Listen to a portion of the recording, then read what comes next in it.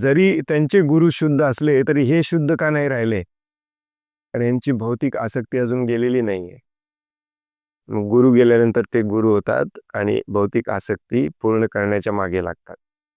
प्रभुपाद स्वतः म्हणायचे, किल गुरु आणि बिकम गुरु. काही काही लोक स्वतःच्या गुरुला मारतात स्वतः गुरु होण्यासाठी. असे बरेच उदाहरणं झालेले आहेत इतिहासामध्ये. प्रभुपाद स्वतः सांगायचे. कारण ते जो भौतिक लाभ असतो, भौतिक पूजा, भौतिक प्रतिष्ठा, याच्या मागे लागलेला असतो तो शिष्य.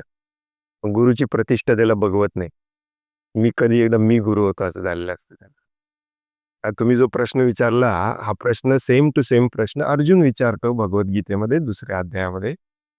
आणि भगवंत सिंपल उत्तर देतात. मी थोडंसं त्याला एक्सप्लेन करून सांगतोय, परंतु भगवंत हेच उत्तर देतात. काय उत्तर देतात? प्रभूजी विचारतात की लोक असं का वागतात? एवढं सगळं माहिती असून देखील लोक पुन्हा पाप कर्मामध्ये भौतिक सुखाकडे का वळतात? अर्जुनचा सेम टू सेम प्रश्न आहे 2ऱ्या अध्यायात. आणि भगवंत उत्तर देतात, त्याचं कारण आहे कामेश क्रोधेश.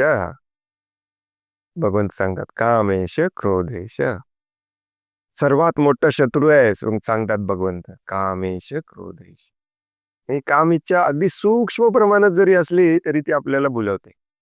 भगवा वस्त्र, काही काही लोक भगवा वस्त्र इस्त्री बिस्त्री करून घालतात, अजून काम इच्छा त्यांची गेलेली नसते. परंतु असेही तुम्हाला साधू बाबा बुवा दिसतील जे पूर्णपणे विरक्त झाल्यासारखे दिसतात बाहेरून. कुठले कपडे वापरत नाहीत, काय नाही, पूर्ण दाढी वाढवले, सगळं केस वाढवले, भरपूर इथे लावलेस, इथे लावले, परंतु आतून अजून काम इच्छा आहेच.